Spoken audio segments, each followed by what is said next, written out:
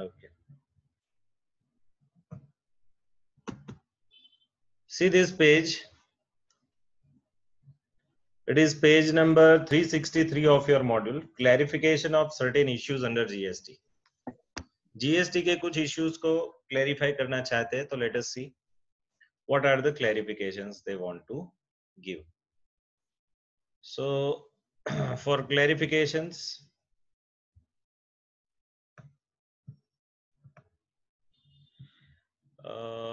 what they have stated.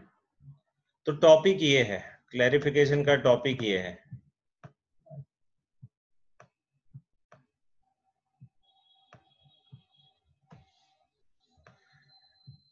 Clarification का क्या topic है? Clarification on issues under the GST relating to the casual taxable persons. Relating to what? Casual taxable person. उनके related clarification है. And recovery of excess input tax credit. excess input tax credit distributed by ISD, that is input service distributor. तो ये दो matter के related clarification they have given. कौन सी दो matter है देखते जाओ फिर से टाइटल. एक है कैजुअल टैक्सेबल पर्सन वाला एंड दूसरा क्या है? Recovery of input tax credit. ठीक है, ये दो मैटर के रिलेटेड क्लैरिफिकेशन की बात हो रही है. ओके. अब कैजुअल टैक्सेबल पर्सन के रिलेटेड क्या क्लैरिफिकेशन है वो देखते हैं. ये सर्कुलर नंबर है. मैं ये सर्कुलर नंबर को लिंक करता हूं. ये रहा circular number this.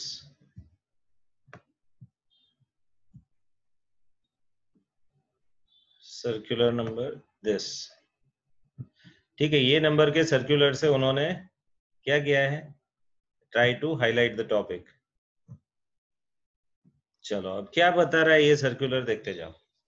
The above mentioned issue has been clarified by circular number 71 /45 /2008 dated so and so.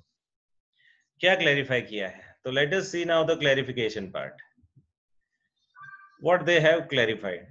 So they have clarified that the amount of advance tax, आप जो casual taxable person है वो advance tax भर देता है. Amount of advance tax which a casual taxable person is required to deposit, which casual taxable person required to deposit. ठीक है, while obtaining registration should be calculated after considering due eligible ITC. Should be calculated after considering the due eligible ITC. अब है ना, ये चीज को थोड़ा हमको समझना पड़ेगा. Which might be available to such taxable person. अब इसको समझाने के लिए let me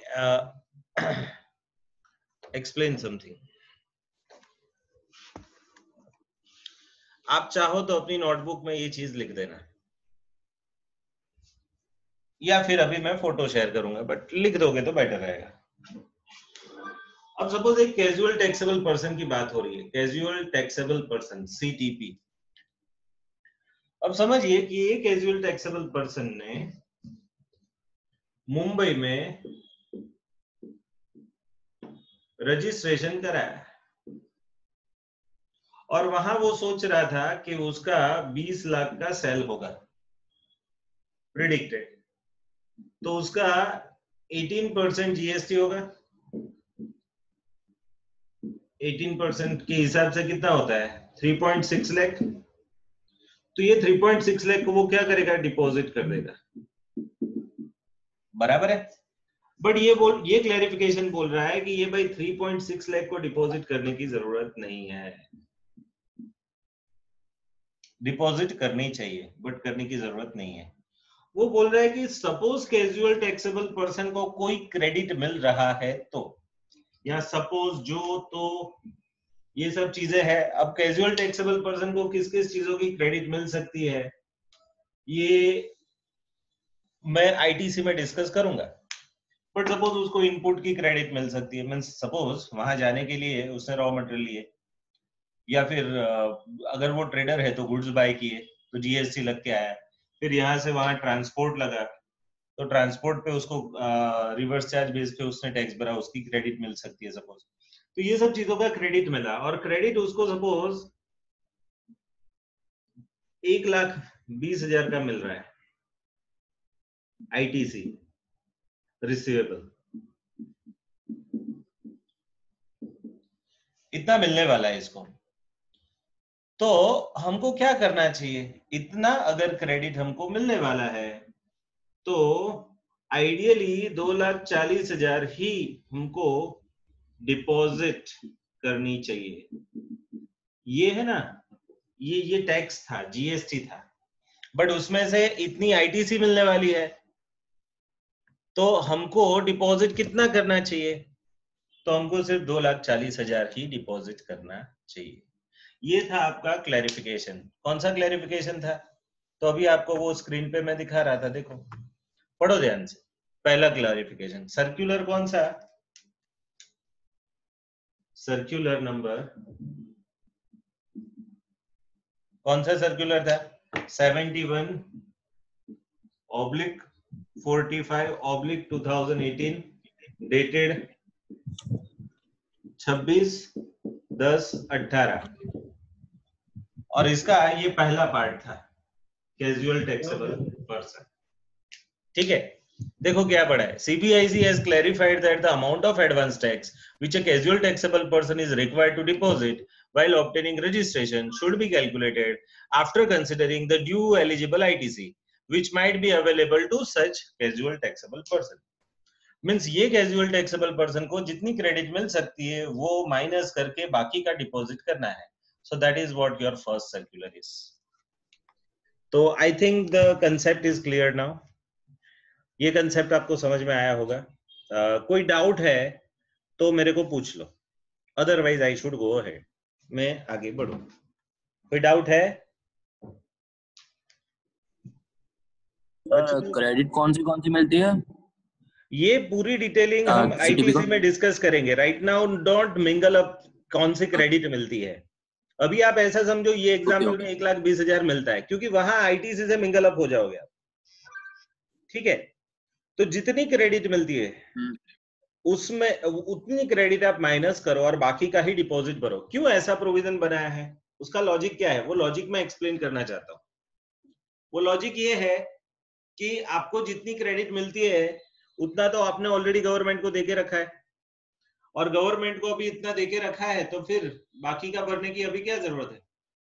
मीन्स जितना देके रखा है उतना माइनस कर दो, बाकी का गवर्नमेंट को दे दो। सो that is the concept. Okay, तो ये कंसेप्ट का पहला उदाहरण मैंने आपको एक छोटा सा ये बना के दिया कि सपोज ये कैजुअल टैक्सेबल पर्सन को 3,60,000 टैक्स भरना था, बट मीन्स उतनी डिपॉजिट करनी थी, बट उसमें से 1,20,000 का तो उसको क्रेडिट मिलने पात्र है, तो उसको कितना भरना चाहिए, तो उसको भरना चाहिए बाकी का 2,40,000 ही एज ए डिपॉजिट। ठीक है, तो ये एक कंसेप्ट समझ में आ गया। चलो अब आगे बढ़ते हैं, दूसरा पॉइंट क्लैरिफिकेशन का सेकंड पॉइंट। क्या है क्लैरिफिकेशन का सेकंड पॉइंट, देखो सेकंड पॉइंट में लिखा है the circular clarified that in case of a long running exhibitions. क्या है लॉन्ग रनिंग एग्जीबिशंस, मींस जो मोर देन पीरियड कितना है, मोर देन 180 डेज। मींस कुछ एग्जीबिशंस ऐसे है जो ज्यादा चलने वाले होते हैं, ज्यादा इन द सेंस कि जो पीरियड है, सपोज आपको है ना टोटली मेरे को बताओ कि कितने पीरियड के लिए आप ले सकते हो ये बेनिफिट। मींस ये कैजुअल टैक्सेबल पर्सन का पहले आप मैक्सिमम 90 डेज के बाद ले सकते हो, और उसके बाद उसको एक्सटेंड भी फर्दर 90 डेज के लिए कर सकते हो। तो 90 + 90 कितना हुआ, 180 हुआ। अब कोई एग्जीबिशन 180 दिन से ज्यादा चलने वाला है, सपोज 8 महीना चलने वाला है, तो the taxable person can take the registration for as a casual taxable person for that exhibition which runs over 180 days. Suppose 240 दिन के लिए वो एग्जीबिशन होने वाला है, तो आप 240 दिन के लिए कैजुअल टैक्सेबल पर्सन का रजिस्ट्रेशन रख सकते हो। तो ये सर्कुलर बता रहा है that in case of long running exhibitions for a period more than 180 days, taxable person, टिक कीजिए इधर, है ना, अगर आपके पास मॉड्यूल है तो taxable person cannot be treated as casual taxable person and he is required to be a normal registered person तो देखो, and such person would be required to obtain a registration as a what, as a normal taxable person. Means आपने एक branch उधर खोली ऐसा मान के उधर रजिस्ट्रेशन करा लो, ठीक है। तो that is what the provision is. समझ में आया? सेकेंड पार्ट बड़ा इजी है। सेकेंड पार्ट में उन्होंने क्या एक्सप्लेन किया कि अगर आप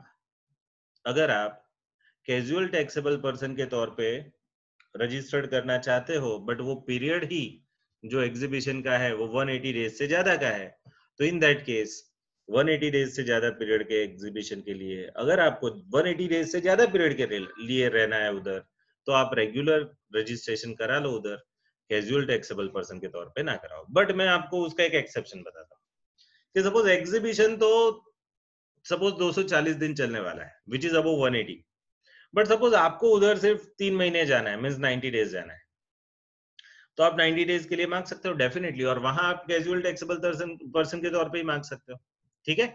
तो ये आप जरा समझ लेना। Can I go further? आगे बढ़े, चलो।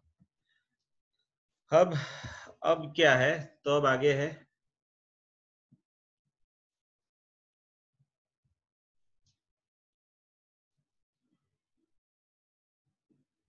क्या लिखा है, इट हैज बीन डायरेक्टेड, क्या डायरेक्शन दिया है, it has been directed that the recipient units who have received the excess credit from ISD।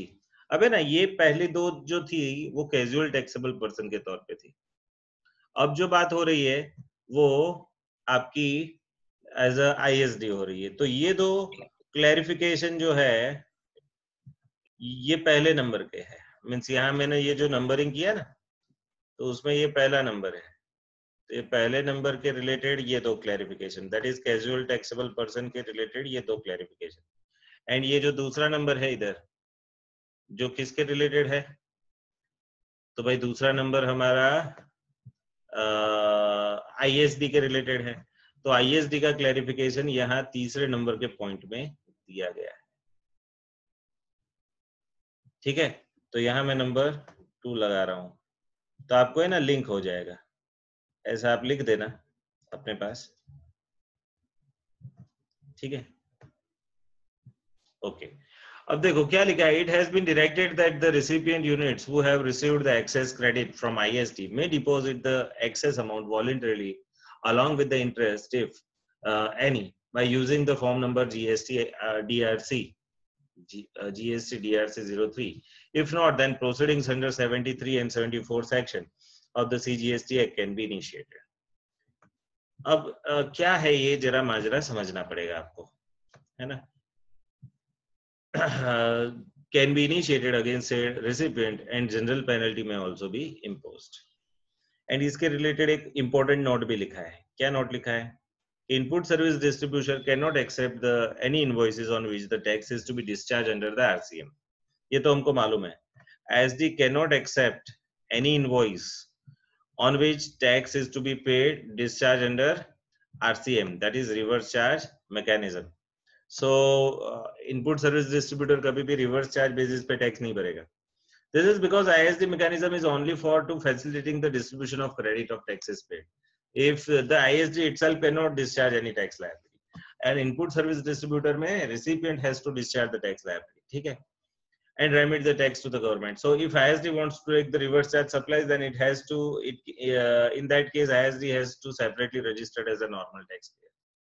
अगर ये एक solution निकाला है, but फिर दो registration रखने का फायदा क्या है? If ISD wants to take the reverse charge supplies, then it has to separately registered as a normal taxpayer। अब ठीक है, अब है ना, पहले तो मैं आपको ये जो सेकेंड नंबर में लिखा है, मीन्स ये आपका थर्ड पॉइंट, उसको मैं एक्सप्लेन करने जा रहा हूँ। It has to be directed that the recipient who has received the excess credit, from the ISD may deposit, ठीक है, voluntarily with interest and form number ये GST DRC 03। अब जरा समझिए ये क्या कह रहा है ना। इसके लिए बोर्ड पे देखना पड़ेगा। तो let us see the board. Board पे देखें क्या पॉइंट है।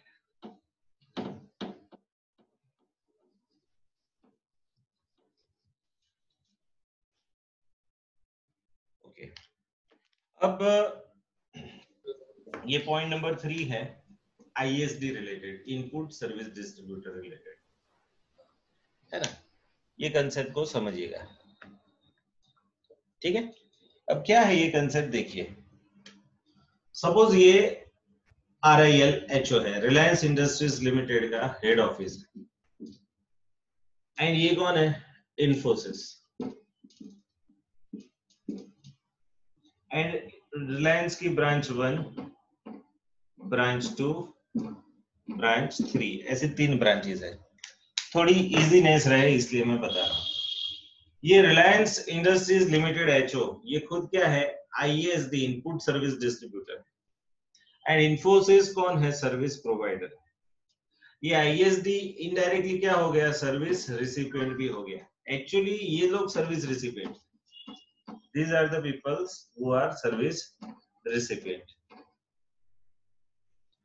अब है ना, ऐसा हुआ कि सपोज इन्होंने 5 लाख का सर्विस लिया, इन्होंने 10 लाख का सर्विस लिया, इन्होंने 15 लाख का सर्विस लिया, ठीक है। टोटल मिला के 15 प्लस 10 25 प्लस 5 30 लाख का payment, means Reliance has paid the 30 lakh, and इन्होंने इनवॉइस बनाया 30 लाख प्लस GST का, एंड इन्होंने पे किया 30 लाख प्लस GST, ठीक है। अब क्या करेगी ये, ISD को क्रेडिट मिलेगी, क्यों, क्योंकि उसके पास इनवॉइस आया, ISD ने क्रेडिट भी ले लिया। अब वो डिस्ट्रीब्यूट करेगा, इधर वो कितना देना चाहिए क्रेडिट, इधर कितना देना चाहिए और इधर कितना देना चाहिए। चलो, इधर इन्होंने 15 लाख का सर्विस लिया है तो 15 लाख का पर जितना भी GST हो उतना ट्रांसफर होना चाहिए, मींस ISD इधर 15 लाख प्लस GST का, इधर 10 लाख प्लस GST का, इधर 5 लाख प्लस GST का इनवॉइस बना के देगा। तो ये लोग ये इनवॉइस के बेस पे क्रेडिट ले लेंगे। बट अब जरा ध्यान से समझिए कि यहां गड़बड़ी हुई, यहां बाय मिस्टेक हुआ क्या, इन्होंने यहां 15 लाख का बिल बना दिया, यहां 10 लाख का बिल बना दिया और यहां 5 लाख का बिल बना दिया। तो जिन्होंने 15 लाख का सर्विस लिया है उसको 5 लाख का ही बिल बना, और जिन्होंने 5 लाख का सर्विस लिया है उसको 15 लाख का बिल मिला। तो ये बंदे ने तो बिल के बेस पे क्रेडिट ले लिया, तो एक्सेस क्रेडिट इधर आएगी,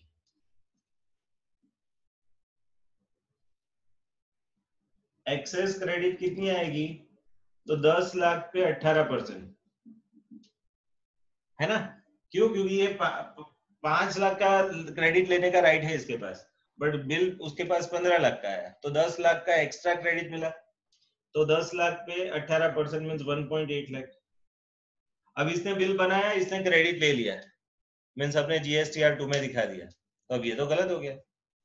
अब ये गलती सुधारने के लिए क्या करना पड़ेगा कि this branch number 1 defaulting branch कहलाएगी, एंड डिफॉल्टिंग ब्रांच को क्या करना पड़ेगा, डिफॉल्टिंग ब्रांच को क्रेडिट रिवर्स करना पड़ेगा। तो मैं ऐसा लिखता हूं इधर कि ITC, यहाँ क्या लिखता हूं कि branch 1 has to reverse excess credit of rupees, कितने रुपए का है, तो 1.8 लाख। अगर वो नहीं किया ब्रांच 1 ने तो क्या होगा, तो ब्रांच 1 को क्या करना पड़ेगा, तो सेक्शन 73 एंड 74 का सामना करना पड़ेगा। अब 73 क्या होता है एंड 74 क्या होता है वो आपको समझा देता हूं। सेक्शन 73 एंड सेक्शन 74,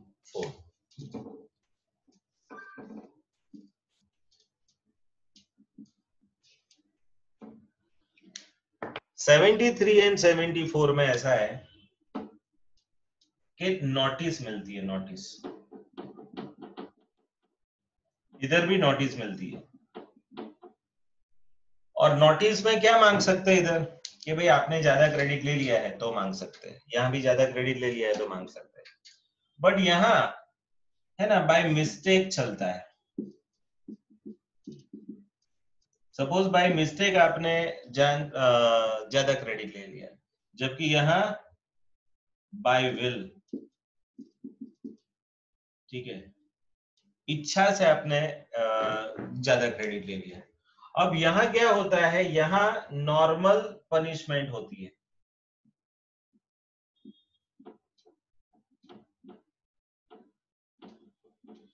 यहाँ स्पेशल होती है।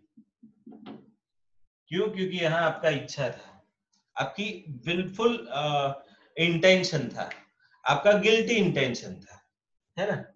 यहाँ मैं विल की जगह गिल्टी विल,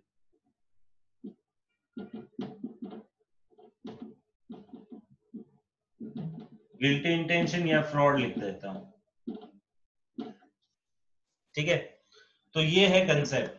यहाँ नोटिस कितने साल में आ सकती है, तो यहाँ नॉर्मली कम पीरियड में, मीन्स 1 साल तक का, यहाँ उससे ज्यादा पीरियड 5 साल तक का, तो ऐसा पीरियड भी ज्यादा है। तो सेक्शन 73 74 अभी आपको कोर्स में नहीं है, तो मैं नहीं करा रहा हूँ, बट इतनी चीजें हैं, तो ये चीज आपको मैं व्हाट्सएप कर देता हूँ, ठीक है। I am sharing this to you, आप जरा यहाँ लिख देना, मीन्स आपके नोटबुक में जहां भी ये आपको लिखना हो, just right it down.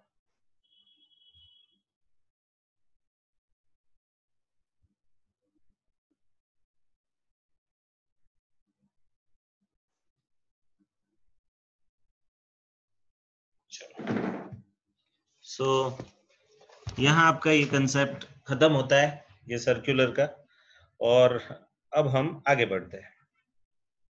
We are referring to the next part, ठीक है। समझ में आ रहा है? ये बोर्ड वर्क कर रहा हूं, इससे आपको क्लैरिटी हो रही है टॉपिक्स की, ओके। अब एक और सर्कुलर है, सर्कुलर नंबर 71।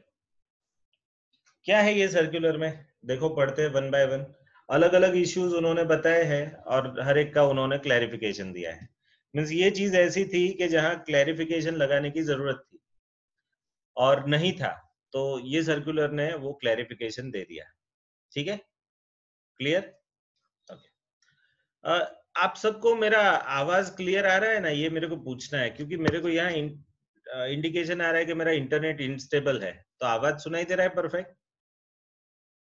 थोड़ा रुक के आ रहा है, हाँ, थोड़ा सा आवाज आपका कम आ रहा है। कम आ रहा है? हाँ, तो चलो, वो तो मैं थोड़ा लाउडली बोलूंगा और ये क्या बोलते हैं, लैपटॉप को नजदीक रखूंगा, बट आवाज आ रहा है ना? टूट नहीं रहा है ना? हाँ हाँ, ओके, चलो। नेक्स्ट है circular number 71।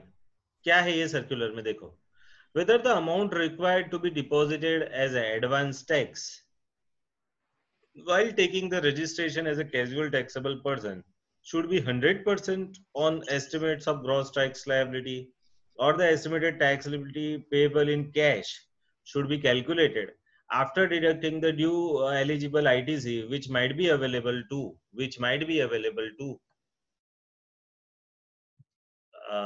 Casual taxable person. तो ये तो अभी आपने ऊपर पढ़ लिया ना, है ना? यही कंसेप्ट आपने पढ़ा कि भाई आपको पूरा रुपया जमा कराने की जरूरत नहीं है, ठीक है। कितना जमा करने की जरूरत है? तो जो आपकी ग्रॉस टैक्स लायबिलिटी होती है उसमें से आप जो एलिजिबल आईटीसी है वो माइनस करके बाकी का जमा कराओ। तो देखो, पढ़ो। It has been noted that while applying the registration as casual taxable person, form number REG0, REG1, serial number 11 means उसका point number 11, 6 information regarding the estimated net tax liability। यहाँ वर्ड कौन सा यूज किया है? Net tax liability. ये net को जरा ज्यादा हाईलाइट करना। ये नेट क्या है? Net tax. नेट मीन्स क्या? नेट का मीनिंग क्या होता है? तो नेट का मीनिंग होता है ग्रॉस माइनस। नेट का मीनिंग होता है gross means gross tax payable minus, gross में से क्या माइनस करोगे? आईटीसी, मीन्स जितना भी एलिजिबल आईटीसी है वो आप माइनस करोगे, ठीक है। तो ये समझ लीजिए, ओके। तो ये पॉइंट था इधर, ये पहला सर्कुलर तो लिख के दे दिया। तो it is estimated on net tax liability only and not on gross tax liability. ठीक है, फिर आगे नया पॉइंट। तो ये समझ में आ गया? ओके। अब आगे सेकंड पॉइंट में क्या क्या है? It is accordingly clarified that the amount of advance tax which a casual taxable person is required to deposit while obtaining the registration should be calculated after considering the due eligible ITC which might be available to such taxable person। यहाँ देखो उन्होंने might be available लिखा है, ये शब्द को आप महत्व देना, क्योंकि जब ITC पढ़ाऊंगा तब ये कंसेप्ट आपको ज्यादा समझ में आएगा। चलो, दूसरा है section number 27 of the central CGST act. Period of operation by casual taxable person is 90 days. Period of operation कितना है? आप मैक्सिमम कितने दिन के लिए मांग सकते हो? 90 days with the provision of extension. एक और प्रोविजन भी है एक्सटेंशन का। एक्सटेंशन कितना है? 90 डेज। तो फर्दर पीरियड कितना है? Further period not exceeding 90 days. तो 90 डेज तक आप जा सकते हो। तो 90 + 90 180 हुआ। So various presentations have been received for a further extension of the said period beyond the period of 180 days as mentioned in the law। Means कुछ जगह वो सेमिनार या क्या बोलते हैं वो ट्रेड शो ही 180 डेज से ज्यादा पीरियड के लिए चलने वाला है। तो हम क्या करेंगे? एग्जीबिशन ज्यादा चल रहा है तो उसका आपने बता दिया है ना, आपको रेगुलर रजिस्ट्रेशन करा देना है। तो it is clarified that in case of a long running exhibitions, ठीक है, for a period more than 180 days. आपका पीरियड कितना? More than 180 days. The taxable person can not be treated as a casual taxable person and thus such person would be required to obtain a registration as a normal taxable person। तो ठीक है, taxable person can not be treated as, अब यहाँ आप can not be treated as casual taxable person. CTP का meaning क्या है? Casual taxable person. तो आपको क्या करना पड़ेगा? Required to obtain a registration, that is normal taxable person के तौर पर रजिस्ट्रेशन कराना है। बट अब देखो दूसरे पॉइंट में क्या बताया, while applying a normal registration the said person should upload copy of allotment letter granting him the permission to use the permission premises for the exhibitions and allotment letter consent letter shall be treated as a proper documents as a proof of the place of business, and in such cases there would not be required to pay the advance tax for the purpose of registration। uh, he can surrender such registration once exhibition is over। है ना, ये जरा समझिए ये क्या कहना चाहता है।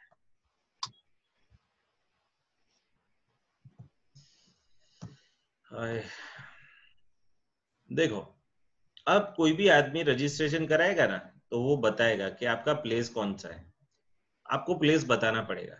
अब मेरे को बताओ, मेरा खुद का प्लेस हो, ऑनरशिप का प्लेस हो, तो मैं तो वो दिखा दूंगा कैसे कि भाई ये है मेरा एड्रेस, ये उसका सपोज मेरी जगह है तो रेंट एग्रीमेंट, या फिर खुद की जगह है तो भाई उसका ऑनरशिप डॉक्यूमेंट, दैट इज उसका दस्तावेज, या फिर मेरे नाम का लाइट बिल, वेरा पावती, कुछ भी, जिससे है ना जब रजिस्ट्रेशन करते हो तो आपको प्रीमाइसिस देनी पड़ती है और वो प्रीमाइसिस में आप अपना रजिस्ट्रेशन बताते हो। बट आप जब दूसरे स्टेट में जाते हो वो भी टेम्पररी पीरियड के लिए, सपोज से 240 डेज के लिए उधर महाराष्ट्र में हम जा रहे हैं, मीन्स वहां आप कैजुअल टैक्सेबल पर्सन के तौर पे तो जा नहीं सकते, and casual taxable regular registration कराना पड़ेगा। अब रेगुलर रजिस्ट्रेशन कराओगे तो वहां प्रीमाइसिस कौन सा बताओगे? तो वहां आपको है ना वो जो एग्जीबिशन वाले होते हैं उनसे वो स्टॉल आपने लिया होता है तो उसका एक एग्रीमेंट होता है, और वो एग्रीमेंट में लिखा होता है कि ये स्टॉल आपके लिए 240 दिन के लिए बुक है और उसका इतना किराया होता है, सपोज डेली 1000 तो 2,40,000 आपने किराया पे किया। तो वो किराया पे किया तो उसकी वजह से उन्होंने वो एग्रीमेंट लेटर आपको दे दिया कि now you can have a stall at this place for next 240 days.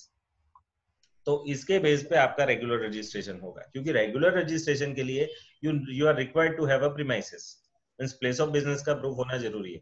तो प्लेस ऑफ बिजनेस का प्रूफ कौन सा बताओगे दूसरे स्टेट में? तो ये जो आपका एग्रीमेंट है कि भाई वो एग्जीबिशन में आपको 240 दिन से ज्यादा रहने का परमिशन मिला है, that is to be treated as your proof.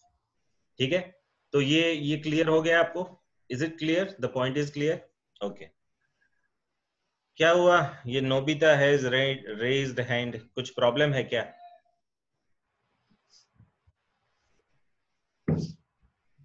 Nobita कौन है आज? थोड़ा लागे देता। हाँ चलो नो इश्यू, बट कंसेप्ट समझ में आ गया सभी को? Yes sir.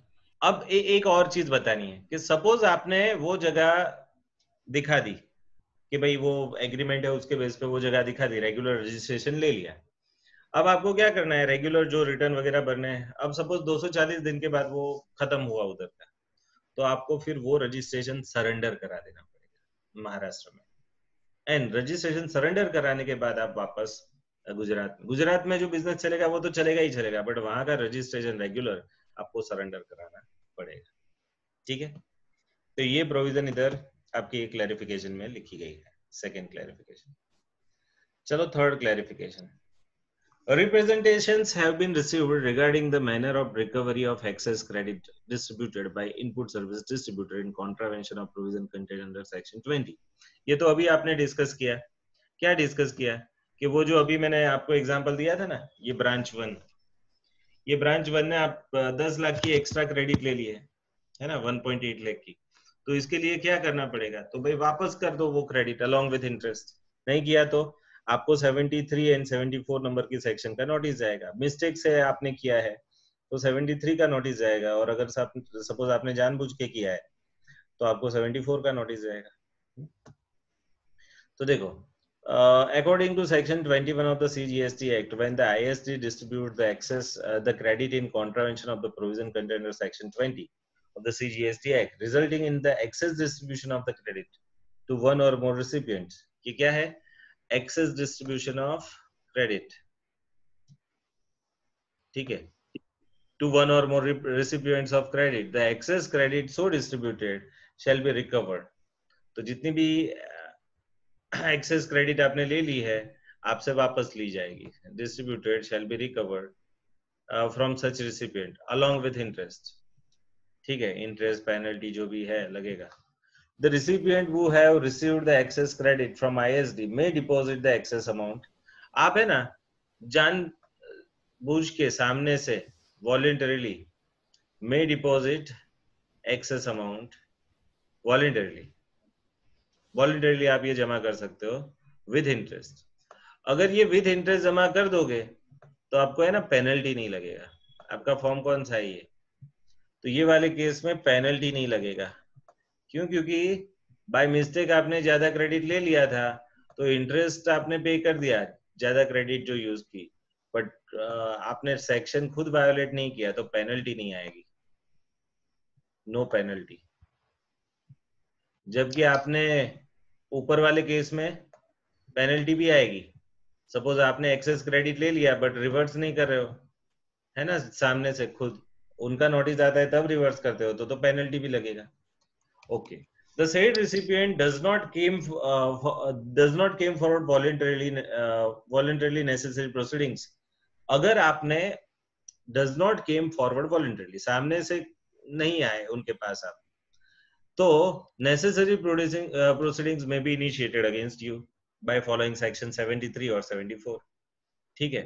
एंड ये आपको एक नोटिस भेजेंगे, उसका नाम है GST DRC 07, ठीक है, ये आपको ये नंबर से नोटिस भेजेंगे, ये फॉर्म से नोटिस आएगी। It is further clarified that ISD would also be liable to a general penalty under provisions contained under section 122(1)(a). ये जनरल पेनल्टी का प्रोविजन भी आपको लगेगा। ऊपर तो इंटरेस्ट लगेगा ही लगेगा, बट साथ साथ में ये पेनल्टी भी लगेगी। बट पेनल्टी का सेक्शन कौन सा है, 122(1)(9), ठीक है। तो यहां तक था, ये क्लैरिफिकेशन सर्कुलर हमारे बाकी रह गए थे तो अभी हमने कर लिए। चलो, person who supply the goods और सर्विस अदर देन 95, भाई कौन ये स्क्रिबल कर रहा है स्क्रीन पे, है ना, बंद करो प्लीज। चलो, person who supply the goods और सर्विस और both other than 95, other than 95 में दो ही थे आपको मालूम है, ओला उबेर एंड दूसरा क्या, मेक माई ट्रिप।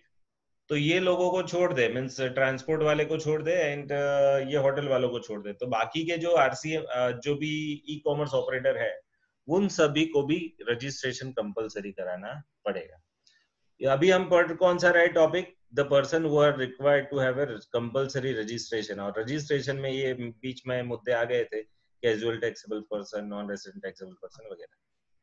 चलो फिर every person who supplies goods, ये हो गया। ये नंबर 10 देखो, एवरी ई कॉमर्स ऑपरेटर।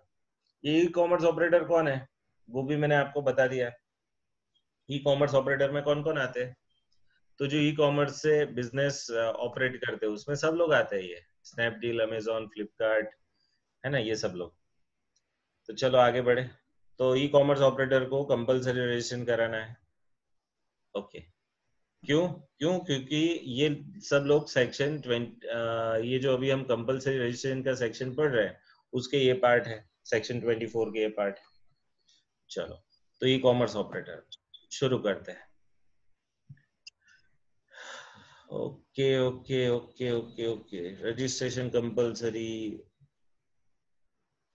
अबे ना देखो जरा, ये एक पॉइंट है यहाँ देखो, अ पर्सन सप्लाइंग गुड्स और सर्विस थ्रू ई कॉमर्स, उनको रजिस्ट्रेशन कराना है थ्रू ई कॉमर्स ऑपरेटर जो रजिस्ट्रेशन कराता है।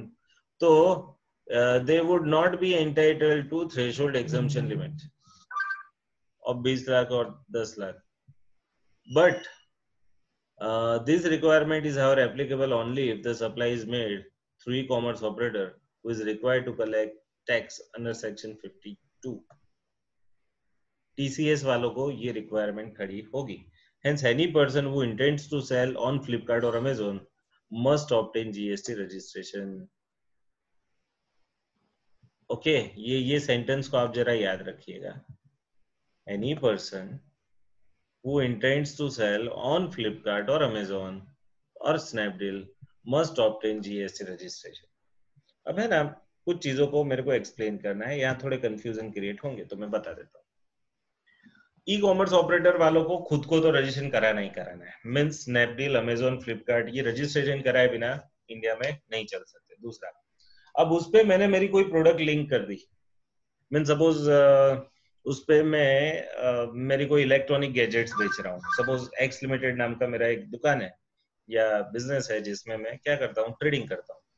तो एक्स लिमिटेड वालों को क्या करना पड़ेगा?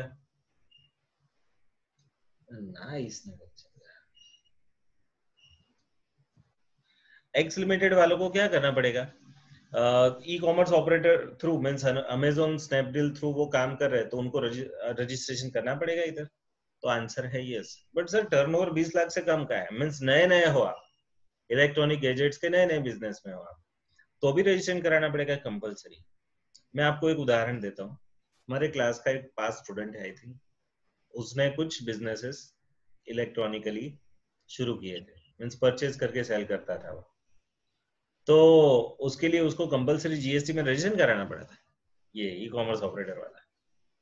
ठीक है, तो सर किसको नहीं कराना है? तो जो लोग टीसीएस में कवर्ड है उनको वो प्रोविजन आएगी 10 लाख 20 लाख देखना है, बाकी किसी को नहीं। देखो उन्होंने बड़े क्लियरिटी से लिखा है ना, देखो क्या लिखा है, रजिस्ट्रेशन कंपलसरी है ना ई कॉमर्स ऑपरेटर को। तो देखो, पर्सन सप्लाइंग गुड्स और services through e commerce operator would not be entitled to threshold exemption of 20 lakh or 10 lakh।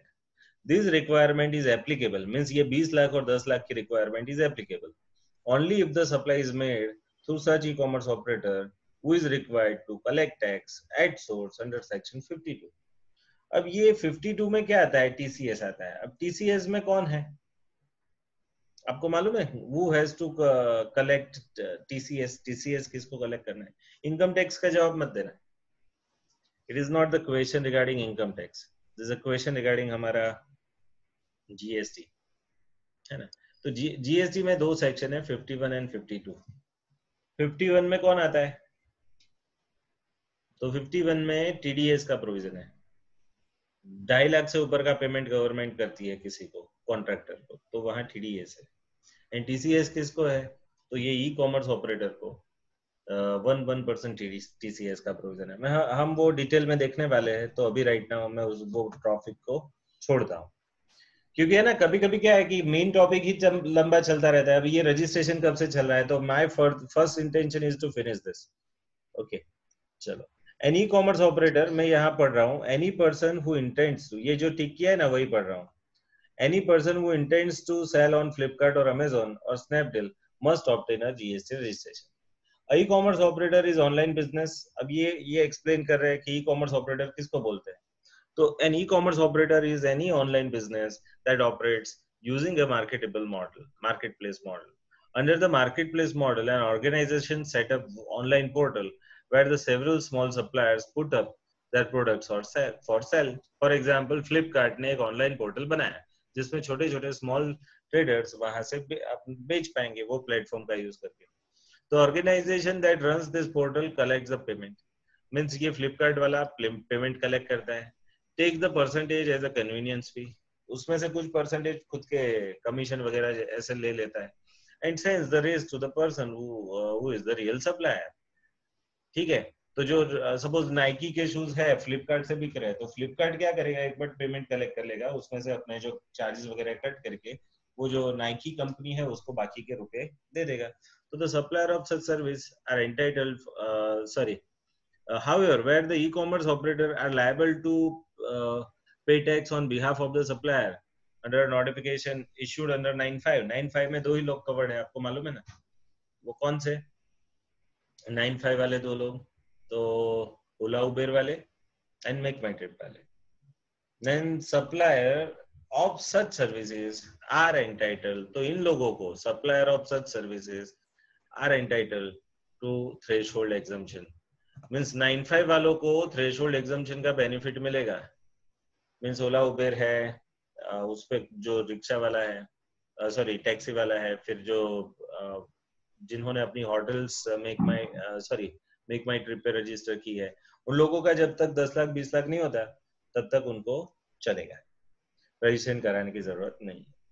But इनके अलावा के 95 के अलावा के जितने भी ई कॉमर्स ऑपरेटर है वहां उनको भी रजिस्ट्रेशन कराना कंपलसरी है और उनके थ्रू जो बेच रहे हैं उनको भी रजिस्ट्रेशन कराना कंपलसरी. चलो, ये online database online information database access और रिट्राइवल सर्विसेज, ये भी हमने पढ़ा था. ये क्या होता है तो देखो उसके उदाहरण है ना, इलेक्ट्रॉनिक सर्विसेज के उदाहरण है, ऑनलाइन इंफॉर्मेशन डेटाबेस एक्सेस और रिट्राइवल सर्विस के एग्जाम्पल, जैसे कि इंटरनेट पे आप एडवर्टाइजमेंट करते हो या फिर क्लाउड सर्विसेज देते हो. क्लाउड सर्विस क्या होती है, जो आपका डेटा ऑनलाइन रखता है ना, उसको क्लाउड बोलते हैं. पब्लिक क्लाउड, प्राइवेट क्लाउड, ये सब आता है ना. GoDaddy करके एक भी इंडिया में है जिसका एड वो मिथुन चक्रवर्ती करता है. You can check on YouTube GoDaddy का एड. वो लोग है ना क्लाउड की सर्विस देते हैं. ये क्या होता है सर, क्लाउड क्या होता है आपको मालूम है? किसी को क्लाउड, मैंने क्लास में एक बार बताया था, आपको याद हो तो.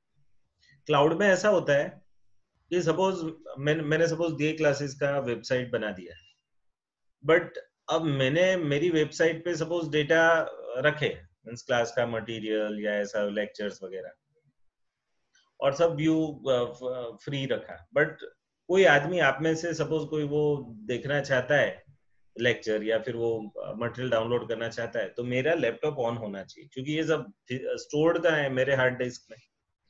अगर मेरा हार्ड डिस्क इंटरनेट से जुड़ा है और चालू है तो आपको मिलेगा you can download, otherwise you can not. अब मैं 24 घंटे थोड़ा मेरा लैपटॉप चालू रखूंगा, तो मेरे को क्या करना चाहिए, I have to take a space on internet. वो स्पेस को देने वाले को क्लाउड बोलते हैं.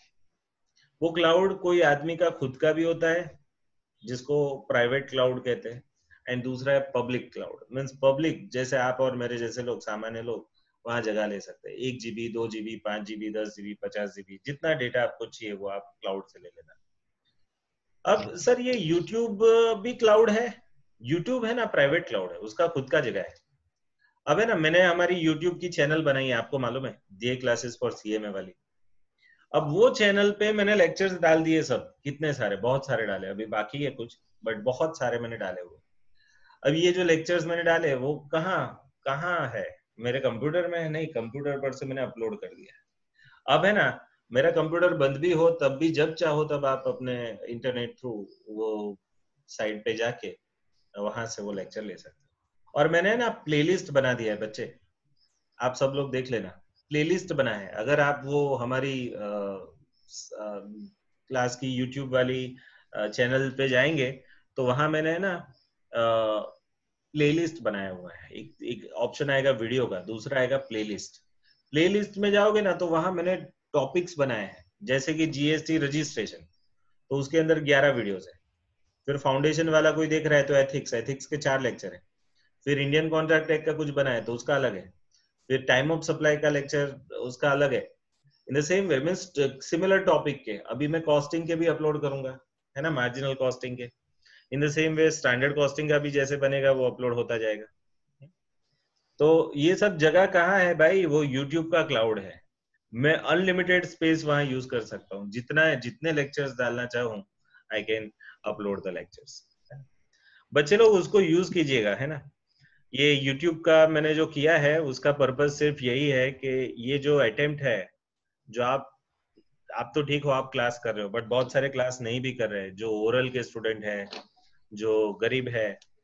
ये पर्टिकुलरली इसलिए मैंने जनरल फ्री कर दिया है उन लोगों को। आप तो पढ़ते हो इधर, बट ये पढ़ा हुआ उनको कैसे मिलेगा? तो उनको अगर दे दिया ना, तो ये बुरा वक्त चल रहा है एक्चुअली सभी का। तो उस टाइम हमने कुछ स्टूडेंट को हेल्प किया, तो we are investing in the nation, है ना। इन नेशन के यूथ में हम इन्वेस्ट कर रहे हैं। मेरे को कुछ रिटर्न नहीं चाहिए उसका। रिटर्न चाहता तो मैं लिख देता कि पैसे दो, लेक्चर लो। बट मैंने फ्री इसलिए किया कि मेरा इंटेंशन ऐसा है कि आपको तो पढ़ा ही रहा हूँ, मेरी जवाबदारी है, फीस आ रही है उनकी। बट जो दूसरे लोग हैं जिनको अभी मेहनत करना है बट ये सब तकलीफ आ रही है, ओरल पे जाके पढ़ नहीं सकते, तो उनका क्या होगा? तो उनके लिए ये ऑलरेडी मैंने पढ़ाया हुआ है, कुछ एक्स्ट्रा नहीं कर रहा हूँ। आपको जो पढ़ाया है उसका रिकॉर्डिंग है, उनको दिखा रहा हूँ। ठीक है, शेयर कीजिएगा उसको, आगे देखो। पूरा चैप्टर सर वीडियो છે क्या क्या તમારા શું કહો છો? પૂરા ચેપ્ટર ના સર તમારા વિડિયો ની લિંક મોકલી દે શકો એટલે ત્યાંના પેલા નેન્ટી સર છે ને हाँ ચેરમેન એમણે જ મૂક્યું છે अच्छा, उन्होंने दिया। ओके તમારા સર ગ્રુપ हाँ सर ओके, बहुत अच्छे। मैंने देखा नहीं, वो इंटर वाले में डाला है या फाउंडेशन वाले में डाला है? फाउंडेशन वाले में अच्छा, कोई बात नहीं, मैं उनको इंटर वाले भी भिजवाऊंगा। उन्होंने डाल दिए तो बहुत अच्छा है, टेलीग्राम पे, है ना। चलो आगे देखते हैं।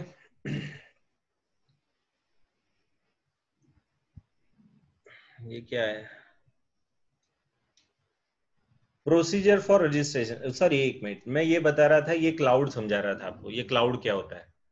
फिर आपको ई बुक्स, अब है ना, ऑनलाइन बुक्स भी देख सकते हो, मूवी देख सकते हो, म्यूजिक, सॉफ्टवेयर, ये सब चीजें, ये सब चीजें, ये क्या है? ये इलेक्ट्रॉनिक सर्विसेज है, ऑनलाइन सर्विसेज।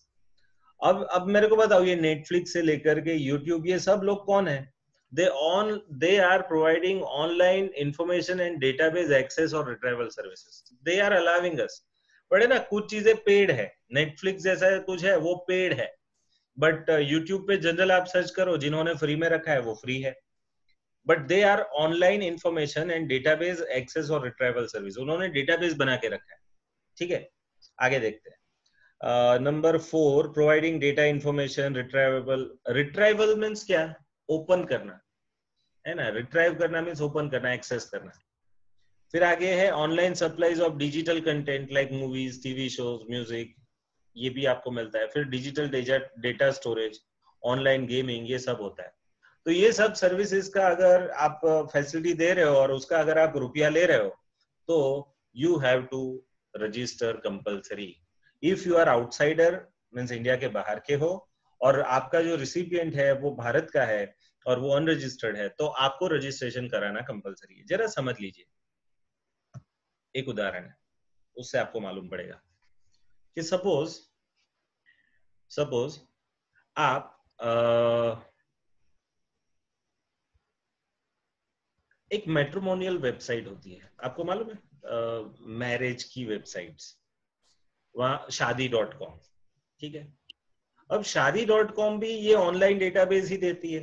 जो इंटरेस्टेड कैंडिडेट है वहां रजिस्टर्ड कराए, उनको 5,000 रुपया देना है, फिर आपको आपके रिलेटेड डेटा मिलेगा, आपकी एज के हिसाब से, आपकी लाइकिंग के हिसाब से वो डेटा शेयर करेंगे आपसे, मैट्रिमोनियल पर्पस, मैरिज पर्पस के लिए। अब इन लोगों को रजिस्ट्रेशन कराना कंपलसरी है, यस। बट ये सपोज शादी.com इंडिया का है, बट आप समझिए, मैं एक और बता रहा हूँ। सपोज ऐसा मैट्रिमोनियल वेबसाइट किसी ने इंग्लैंड में बनाया और वो उसका सब्सक्रिप्शन इंडिया में कोई ले रहा है, समझ में आ रहा है? इंग्लैंड ने बनाया। अब इंग्लैंड तो they are the supplier from outside India and we are from the recipient Indian. तो इंडिया में जो रजिस्टर कराएगा वो आदमी जीएसटी में रजिस्टर्ड है क्या? भारत में जो ये शादी के लिए वो इंग्लैंड से डेटा लेता है वो रजिस्टर्ड है भारत में? नो, जीएसटी में रजिस्टर्ड नहीं है। तो ये वाले केस में अगर वो इंग्लैंड वाले शादी.com को भारत से भी कस्टमर्स लेने हैं तो भारत में उनको रजिस्ट्रेशन कराना कंपलसरी होगा। That is one thing. और दूसरी बात कि सपोज कुछ ऑनलाइन बुक्स होती है, कुछ ऑनलाइन लर्निंग होता है, डेटाबेस होता है। अब वो सपोज कंपनी को चाहिए कोई रिसर्च वर्क के लिए, और ऑनलाइन ई लाइब्रेरीज वगैरह है रिसर्च वर्क के लिए, कंपनीज को चाहिए, और कंपनीज इंडिया में रजिस्टर्ड है। तो वो जो लोग इंडिया के बाहर से ये जो वेबसाइट सॉरी ये जो डेटाबेस बना के बैठे हैं वो भारत की कंपनी से रुपए चार्ज करेंगे। अब भारत की कंपनियों से अगर आप रुपीज चार्ज करते हो तो जीएसटी किसको भरना है? तो यहाँ ये import of service by registered person है, भले वो ऑनलाइन इंफॉर्मेशन डेटाबेस एक्सेस और रिट्राइवल सर्विस का ही एग्जांपल है, बट यहाँ जो रजिस्टर्ड बंदा है वो रिवर्स चार्ज के बेस पे भरेगा। तो आप समझ लीजिए, आज ही आप है ना चेक कर लेना वो रिवर्स चार्ज मैकेनिज्म था, उसमें ये ऑनलाइन डेटाबेस इंफॉर्मेशन एक्सेस और रिट्राइवल सर्विस आएगी, और उसमें आप ये चेक कर लेना, ठीक है? आपको मिलेगा। क्या नहीं मिलेगा? एक ही चीज अंदर नहीं आती है। कौन है भाई? क्या नहीं आती है? क्या चीज नहीं आती?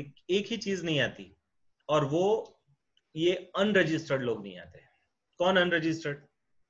जैसे आपके और मेरे जैसे, आपको कोई बुक चाहिए, चलो ई बुक चाहिए, और वो बुक कहाँ मिलती है? तो सपोज अमेरिका में कोई ई लाइब्रेरी है, वहां से मिलती है, और आपको डाउनलोड करनी है। तो वो बंदा तो आपसे यूरो में चार्ज करेगा, डॉलर में चार्ज करेगा, जो भी फॉरेन करेंसी है उसमें चार्ज करेगा। बट आप इंडिया में रजिस्टर्ड नहीं है, तो वो बंदे को आपसे रुपए लेने हैं तो भाई जीएसटी, एक आदमी तो इंडिया में है, तो फिर इंडिया से आपने बिजनेस लिया तो इंडिया में जीएसटी भरो। तो उनको इंडियन बायर्स चाहिए, इंडियन सब्सक्राइबर्स चाहिए, तो they have to be registered for which kind of subscribers which are unregistered in India. But जो लोग इंडिया में रजिस्टर्ड है उनके लिए तो वो रजिस्टर्ड सब्सक्राइबर के लिए नियम बना है रिवर्स चार्ज मैकेनिज्म, है ना? तो जो ऑनलाइन अनरजिस्टर्ड एक भी आदमी का उसने पेमेंट लिया तो उनको रजिस्ट्रेशन कराना पड़ेगा, उसके बिना वो ले ही नहीं सकते। वो पेमेंट ही नहीं जाएगा, ऑनलाइन जाएगा ही नहीं। ऑनलाइन जो मोड है ना डॉलर का पेमेंट, हमारे बैंक में के डेबिट कार्ड क्रेडिट कार्ड से जो डॉलर में जाता है, वो तभी उनको मंजूरी देगा पैसा देने की जब उनका रजिस्ट्रेशन नंबर होगा जीएसटी। ठीक है, ये कंसेप्ट है। चलो, I think I have made clear this online information database info retrieval service. आगे देखते हैं। डिजिटल कंटेंट हो गया, digital data storage, online gaming सब हो गया। अब प्रोसीजर फॉर रजिस्ट्रेशन ये मैंने बताया था, पहला पार्ट भरना है, उसमें आपका कंटेंट वेरिफिकेशन होता है। ये 5 चीजों का वेरिफिकेशन होता है। आपका लीगल नेम, पान, मोबाइल नंबर, फिर आपका ईमेल एड्रेस, ये सब पे ओटीपी आता है, चेक करते हैं। फिर आपका स्टेट और यूनियन टेरिटरी, फिर आप REG02 भरते हो, जिस के अंदर आपका एप्लीकेशन का डिटेल होता है, बाकी का डिटेल, एंड आपको 3 दिन में वो लोग जवाब दे देते हैं।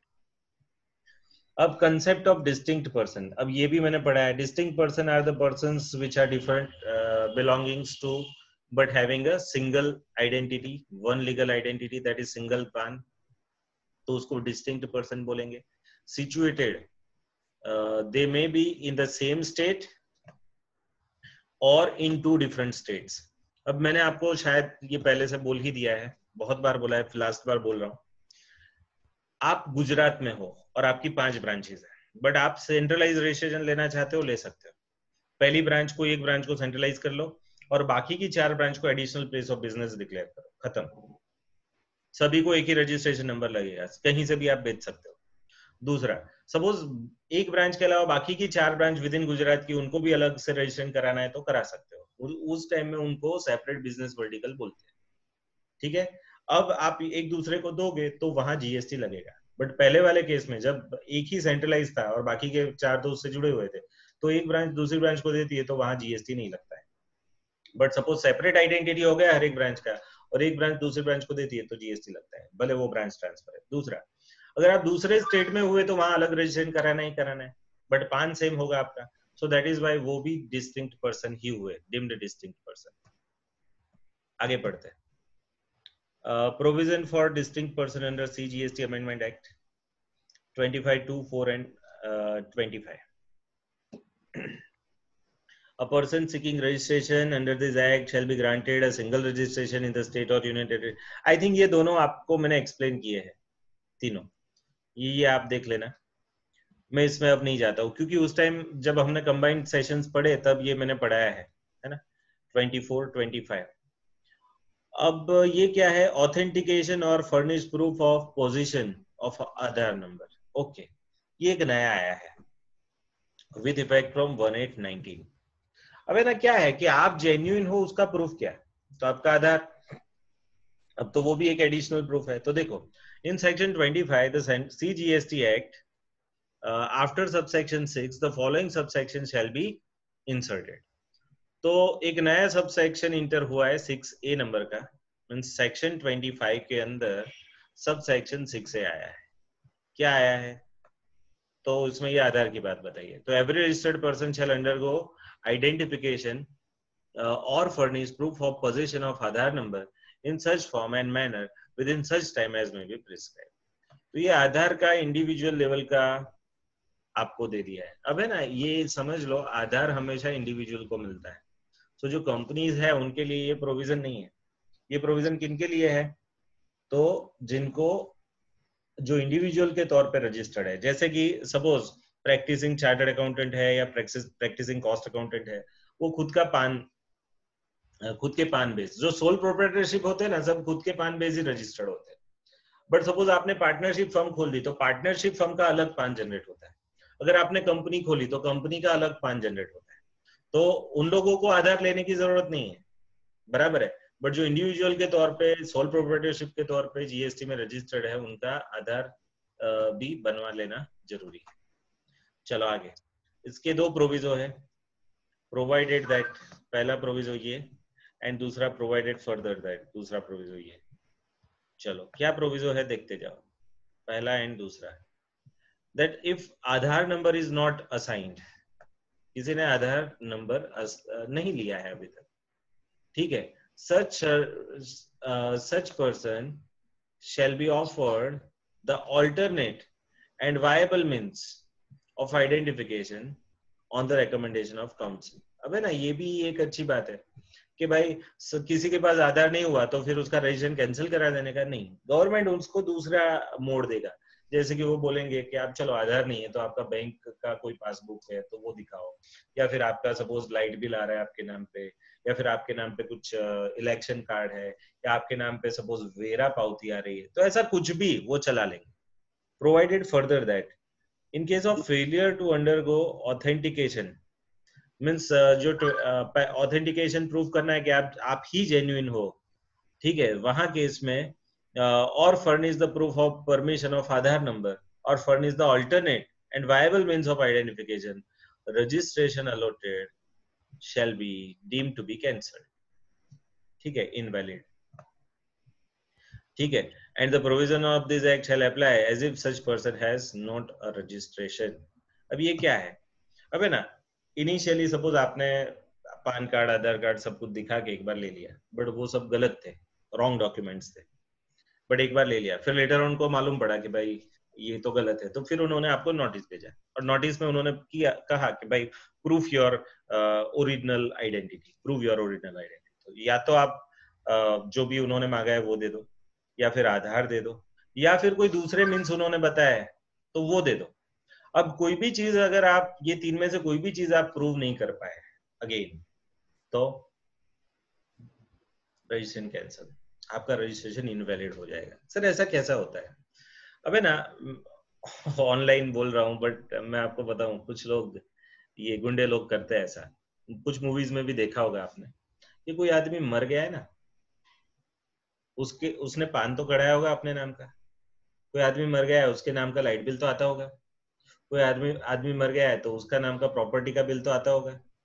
अब लोग क्या करते हैं, जो मरने वाला है उसके ये सब प्रूफ है ना इकट्ठा कर लेते हैं, उसका कोई थंब इम्प्रेशन या सिग्नेचर वगैरह भी कहीं ले लेते हैं, और फिर क्या करते हैं, वो मर जाने के बाद वो आदमी मर गया उसके बाद उसके नाम का मोबाइल कराएंगे, मोबाइल में पान कार्ड चाहिए, तो वो मर गया, उसके नाम का पैन कार्ड। अब एक्चुअली जो आदमी मर गया ना, उसके बाद उसके बच्चों को एप्लीकेशन देनी पड़ेगी पैन कार्ड वालों को कि ये पैन कार्ड कैंसिल करो, अब जिंदा नहीं है।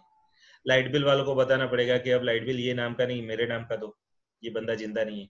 बैंक वालों को भी बताना पड़ेगा कि आदमी मर गया है, उसका अकाउंट बंद करो, अब जिंदा नहीं है। बट है ना, ये लोग हम सब बिजी लोग है ना, ये सब चीजें भूल जाते हैं कराने के लिए, तो उन लोगों का नाम कहीं ना कहीं बैठता है। नया नया बिल भी आता है, लाइट बिल नया आया, वेरा पावती नया आया, ठीक है। तो इसके बेस पे क्या, वो लोग जो क्रिमिनल्स है ना, वो इसी नामों के बेस पे कुछ डॉक्यूमेंट्स खोलते हैं, बैंक अकाउंट नया खोल देंगे, ऐसा कुछ करेंगे। तो जीएसटी का व्यापार करेंगे सपोज, है ना, और ये व्यापार में टैक्स वैक्स भरेगा ही नहीं। अब कोई मुर्दा आदमी के नाम पे थोड़ा नोटिस देगा, ठीक है। तो ये सब चीजों को से बचाने के लिए ये प्रोविजंस रखे गए हैं, ये दो प्रोविजन। अब चलो आगे, 6B 6C, ये भी नया इंसर्टेड ही है। On and from the date of notification, every individual shall, in order to be eligible for granting the registration, undergo the authentication and furnish the proof of possession of Aadhaar number in such manner as the government by recommendation of the council specify and state notification. अब यहाँ एक और चीज provide है, section 6B का proviso, if Aadhaar number is not assign, तो आपको क्या मिलेगा, alternate visible means, viable means, कोई दूसरा alternate and viable means of authentication मिलेगा।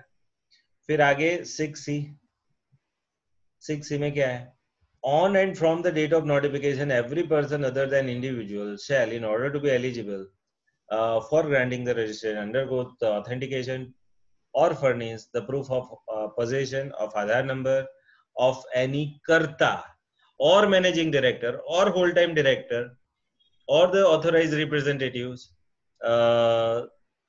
signatory and such other class of persons in such manner as the government may on recommendation of council will specify. Now this is interesting. अब इसको जरा समझिए कि मैंने बताया था कि ये जो आधार वगैरह पता ना, वो तो इंडिविजुअल के लिए है। What about companies, what about firm, what about HUF? HUF का थोड़ा आधार होता है, वो तो इंडिविजुअल का होता है। तो अब है ना, उनके लिए मैं बता देता हूँ ये नया प्रोविजन 6C ये बता रहा है कि अगर आप कंपनी में हो और कंपनी के आप एमडी हो, मीन्स आपका मेन कंट्रोल है, या फिर आप हिंदू अनडिवाइडेड फैमिली के करता हो, एचयूएफ के आप करता हो, या अगर आप पार्टनरशिप फर्म में आप मेन पार्टनर हो, तो आपको क्या करना है, आप खुद एक इंडिविजुअल हो, भले आपने कंपनी के नाम से रजिस्ट्रेशन करा है, बट है ना, आप उनके एमडी का नाम या फिर एचयूएफ के कर्ता का नाम, ये सब भी जीएसटी में बताते हो, तो उनका आधार देगा। मीन्स कंपनी को खुद के नाम का आधार नहीं, बट कंपनी को चलाने वाला सीएमडी कौन है भाई, उसका आधार भेजो। आधार नहीं है तो कोई ऑल्टरनेट दे दो, बट वो मांगेंगे, और जो मांगेंगे वो देना पड़ेगा। कि सच में कंपनियों को चला कौन रहा है आजकल भारत में ना, डमी कंपनियां बहुत है। आपको मालूम है, ये मोदी जी ने 2016-17 में जो कुछ नए बदलाव लाए ना, उसके बेस पे आपको मालूम है भारत की लगभग 1 लाख प्लस कंपनियां बंद हुई। 1 लाख प्लस कंपनियां बंद हो गई।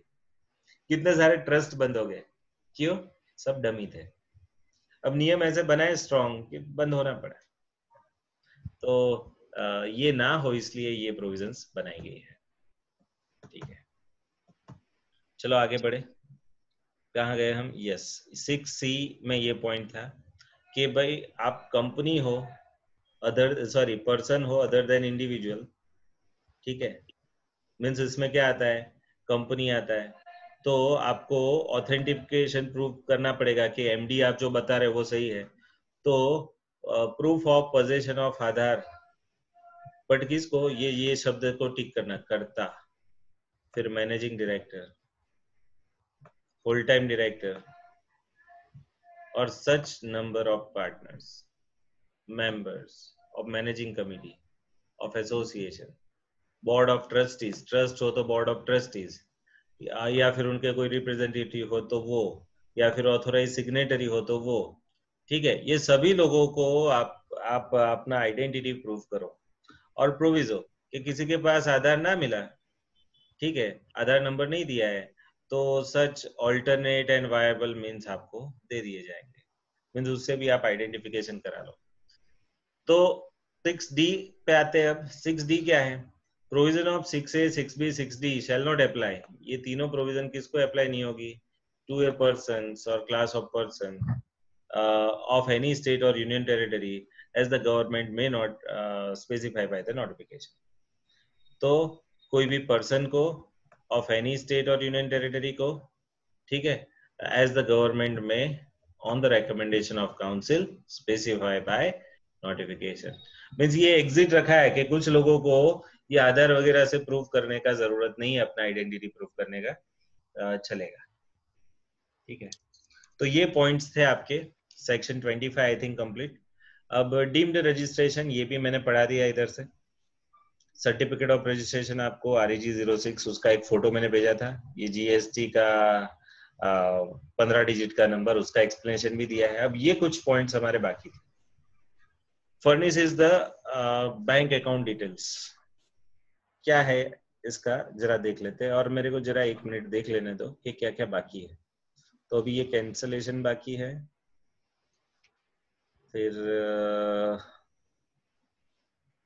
1 मिनट, रिवोकेशन ऑफ कैंसलेशन बाकी है। Okay, means cancellation and revocation of cancellation. So 5 page बाकी है, और उससे पहले थोड़ा सा जो पुराना चला है उसमें थोड़ा बाकी है। तो पहले मैं ये ले लेता हूं, अभी यहां तक ये पेज ले लेता हूं आपका। कौन सा पेज है ये? 368 ले लेता हूं अभी। ठीक है, यहां तक नीचे तक हम पढ़ लेते हैं। एंड ये जो 5.7 से सेक्शन 29 एंड 30 है वो हम कल ले लेंगे। तो कल आपका ये रजिस्ट्रेशन कंप्लीट होगा। तो चलो देखिए इधर, furnishing the bank account details after a certificate of registration form number. अब है ना, एक बार रजिस्ट्रेशन आपको मिल गया ना, फिर आपको अपनी बैंक अकाउंट डिटेल्स भी देनी पड़ेगी। तो देखो, after a certificate of registration in form number REG 06 has been made available to the common portal, a GST identification number has been assigned. ये 15 डिजिट का। The registered person, except those who have been granted a registration under Rule 12, as the case may be, Rule 16, shall as soon as may, but not later than 45 days from the date of granting the registration, or the date on which is required under 39 is due to be furnished, whichever is earlier, furnish the information with respect to the bank details, bank account, or any other information as required. अब है ना, जरा समझिए ये कहना क्या चाहते हैं कि after a certificate of registration in REG 06 made available, means आपको रजिस्ट्रेशन का सर्टिफिकेट मिल गया। आपको क्या करना है? नॉट लेटर देन 45 डेज, 45 दिनों के अंदर from the date of grant of registration. ठीक है, आपको क्या करना है? Furnish the information with respect to the details of bank account. ठीक है, अब ये क्या क्या बताना क्या चाहते हैं? अब आप सोचो, सपोज मैं एक्स लिमिटेड हूं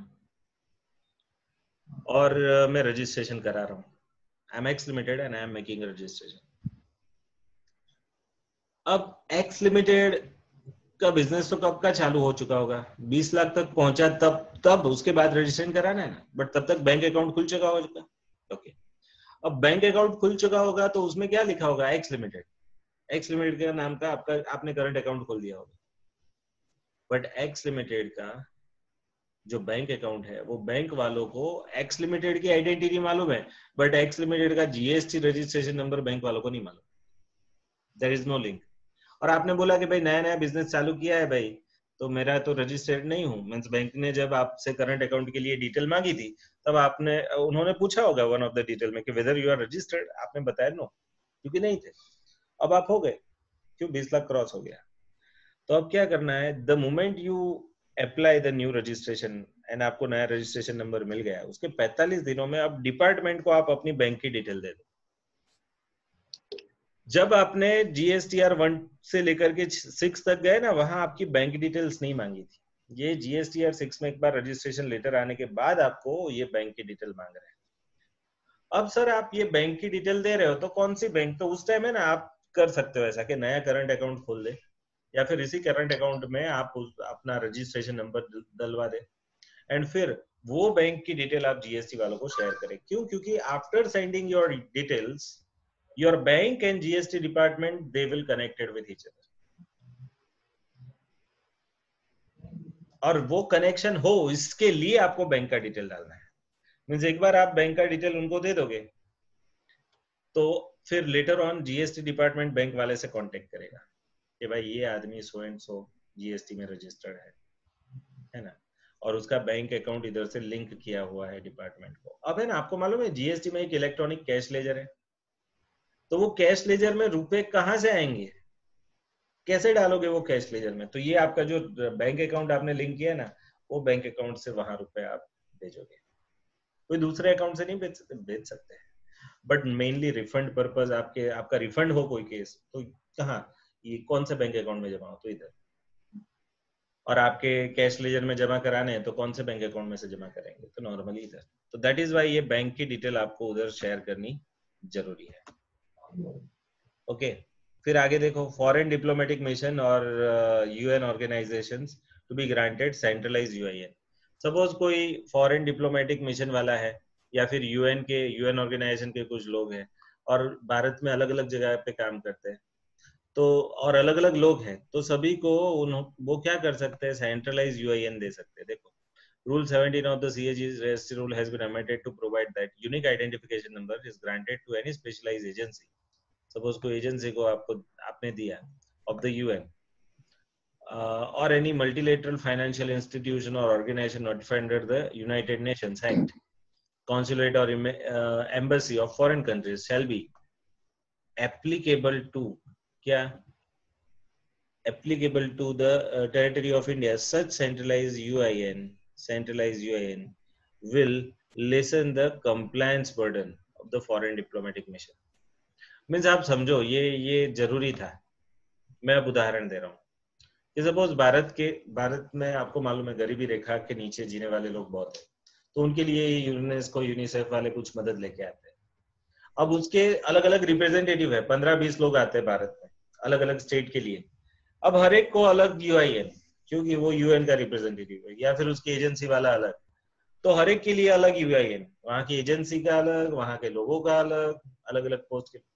अब है ना, उनको मालूम पड़ जाए कि भाई ये सब यूनेस्को वाले ही है, तो यूनेस्को वाले जितने भी है सभी को एक ही नंबर, तो that is the centralise UIN. ठीक है, जिससे वो हर एक आदमी का आइडेंटिटी प्रूफ होगा। अब सपोज हर एक के अलग यूआईएन हो तो हर एक को आइडेंटिफाई करना पड़ेगा, उसके इंडिविजुअल प्रूफ्स वगैरह लेने। सभी का एक सिंगल यूआईएन आ गया तो कंट्रोलिंग मैकेनिज्म इजी रहेगा। सो that is why this rule is made. फिर आगे है, effective date of amendment in registration details can be either earlier than the date of submission of application for amendment only when the commissioner addressed the same for the reasons to be recorded in writing. अब देखो, effective date of amendment in registration can be earlier than date of submission of the application only when commissioner orders in writing with reasons. अब क्या है ये concept?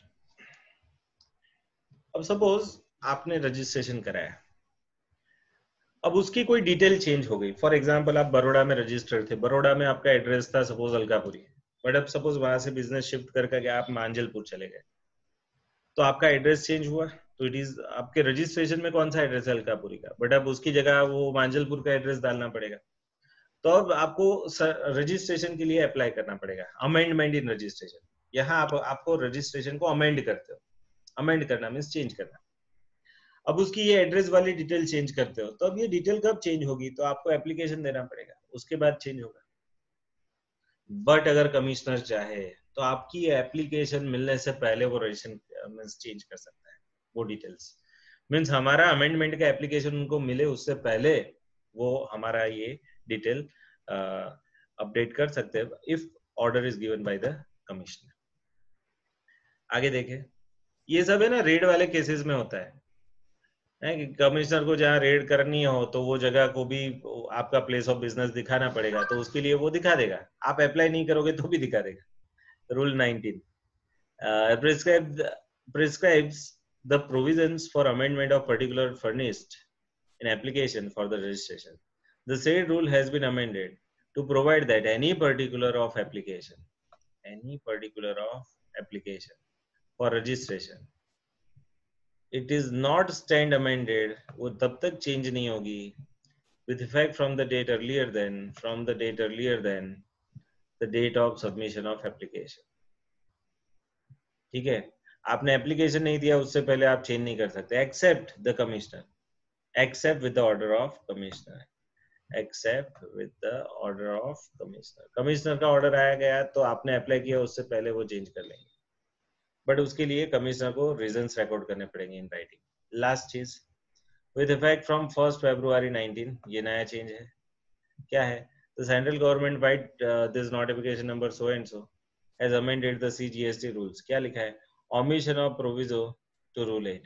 Rule 8 में है ना ये प्रोविजो था कि a person having a units in a SEZ or being a special economic zone developer shall make a separate application for registration as a business vertical distinct from the units located from SEZ।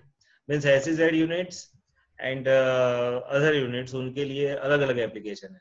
अब उन्होंने बोला कि ये proviso हटा दिया है, अब means क्या, अब कोई एक ही एप्लीकेशन चलेगा, तो देखो now therefore special economic zone developer is no more required to take a separate registration as a business vertical distinct from his units located outside the SEZ। So please note that SEZ who supplies may included in the returns along with the non-SEZ supplies, all supplies to or by SEZ continue to be interstate supply। यहाँ है ना, आप जरा समझ लो, ये special economic zone का जो developer है, डेवलप कर रहा है उसको, और वो इंडिया मीन्स वो एसईजेड के बाहर भी उसका यूनिट है और एसईजेड में भी, तो वो एसईजेड में काम कर रहे हैं ना, इसलिए उसको सेपरेट रजिस्ट्रेशन कराना था, अब वो प्रोविजन निकल चुकी है, तो special economic zone developer is no more required for separate registration. ठीक है, to take the separate registration as a business vertical distinct from his units located outside the SEZ। But यहाँ एक अलग चीज नोट करो, आप क्या नोट करो, that SEZ whose supplies means जो लोग SEZ में हैं, whose supplies may be included in the returns along with a non-SEZ supply। Means मैं SEZ में से सप्लाई कर रहा हूँ एंड नॉन SEZ में से सप्लाई कर रहा हूँ, मीन्स बड़ोड़ा वाले यूनिट से सप्लाई कर रहा हूँ एंड हालोल SEZ वाले यूनिट से सप्लाई कर रहा हूँ। All supplies to or by the SEZ units, all supplies, एक minute, all supplies to or by the SEZ units continue to be interstate। Means उनको अलग रजिस्ट्रेशन कराने की जरूरत नहीं, बट वो एक दूसरे को देंगे तो उसको इंटरस्टेट सप्लाई माना जाएगा, क्योंकि आपको मालूम है एसईजेड वाले को वो क्या मानते हैं, डिम्ड डिस्टिंक्ट पर्सन मानते हैं, उनका अलग रजिस्ट्रेशन सर्टिफिकेट होता था बट अब कराने की जरूरत नहीं है, बट स्टिल एक दूसरे के बीच का सप्लाई डिम्ड डिस्टिंक्ट माना जाएगा। ठीक है, तो यहां तक आपका जीएसटी था। अब है ना, आप 10 मिनट वेट कीजिए, इसलिए बोल रहा हूँ वेट करने को कि कल आपको मालूम है वो एक एग्जाम्पल था हमारा, जो मैंने बोला था कि मैं दोनों स्टाइल से एक बार लिख दूंगा बोर्ड पे, तो ये 10-15 मिनट में मैं एग्जाम्पल लिख देता हूँ और फिर मैं आपको वो फिर से वो नंबर देता हूँ, आप जुट जाइएगा, 10-15 मिनट ब्रेक ले लीजिए और उसके बाद हम कॉस्टिंग के लिए मिलेंगे, है ना, जो भी आपको टाइम मैंने लिखा है वहां तक हम बैठेंगे। ओके, चलो, तो आज थोड़ा लंबा दिन है आपका, दक्षेश भाई ज्यादा लेने वाले हैं, तो इंटरनेट का व्यवस्था कर लेना अपना, अपने पापा का कोई भी इंटरनेट ले लो, बट है ना केयर ये करो कि जूम वहां ही डाउनलोड करो कि जहां से आप ऑनलाइन पेमेंट वगैरह नहीं करते हो, फॉर द सिक्योरिटी रीजंस। बहुत न्यूज आता है जूम के बारे में, अब see we are not technical but study purpose हम यूज कर रहे हैं, तो आप में से या मैंने तो अलग ही रखा है सब, तो चीटिंग ना हो इसके लिए कोई मिसयूज ना करे उसका, इसके लिए मैं आपको ये क्या बोलते हैं प्रिकॉशन लेने को बोल रहा हूँ, है ना। बट इंटरनेट बढ़ा दो, इस बार थोड़ा इंटरनेट का ज्यादा यूज हो तो हो, बट पढ़ना है तो पढ़ना है। चलो मिलते हैं, बाय, जय हिंद। और हम शुरू करते हैं अभी।